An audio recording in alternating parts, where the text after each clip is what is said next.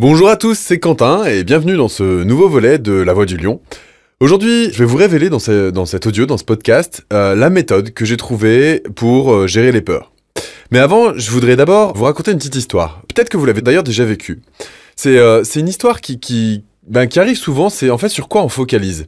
Est-ce que vous êtes déjà allé à vélo très très vite ? Est-ce que, en allant très très vite, il vous est déjà arrivé de vous retrouver face à un obstacle inattendu de dernière minute ? Et si oui, qu'est-ce que vous avez fait à ce moment-là ? Et ça, c'est la question cruciale. Qu'est-ce que vous avez fait au moment où vous arriviez à fond ballon, en vélo, sur un obstacle ? La réponse, c'est très souvent, on fixe l'obstacle. Et si on fixe l'obstacle, on se mange l'obstacle et on finit, a priori, en ayant mal. Voilà, moi c'est mon expérience, c'est l'expérience que j'ai pu vivre aussi, je sais pas, en ski, en snowboard ou dans d'autres sports où on va vite et où il faut réagir tout de suite. J'en ai discuté avec d'autres sportifs qui m'ont dit un petit peu la même chose aussi. Alors je sais pas si ça vous est déjà arrivé, je sais pas si vous avez vécu ça. Et si vous, en tout cas, si c'est passé la même chose pour vous. En ce qui me concerne, la méthode que j'ai trouvée pour gérer les peurs, parce que forcément, quand on voit un obstacle et qu'on fonce dessus très très vite, c'est que ça fait peur. Moi, la méthode que j'ai trouvée, c'est d'essayer de, premièrement, accepter cette peur parce qu'elle est peut-être normale, déjà, dans un premier temps, de dire, oula, bon, là, j'ai peur, mais j'ai peur parce qu'il y a un vrai risque, quoi. C'est pas rien.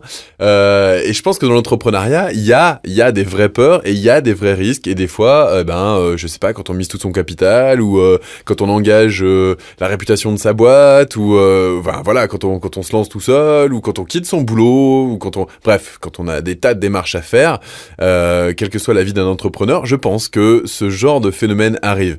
Et moi, la méthode que j'ai trouvée, donc, si on est face à un obstacle et qu'on fonce droit dessus, c'est certainement pas de le regarder.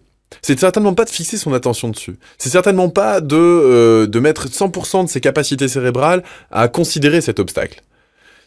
Parce que sinon, on se le mange.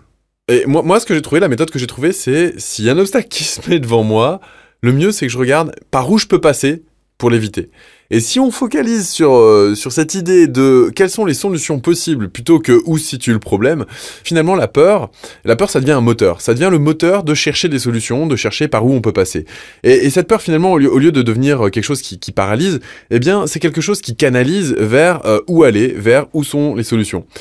Voilà, ça c'est la méthode que j'ai trouvée. Alors il existe des tonnes de solutions que je ne connais pas encore, bien sûr. Parfois d'ailleurs, c'est des solutions qu'on peut pas toujours trouver tout seul.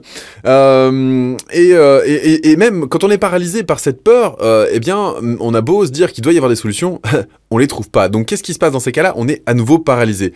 Donc dans un prochain audio, je vais vous parler de qu'est-ce qui nous permet d'agir, qu'est-ce qui nous permet de nous mettre en action. En tout cas, moi les réponses que j'ai trouvées, voilà, je vais essayer de vous en parler dans un prochain podcast.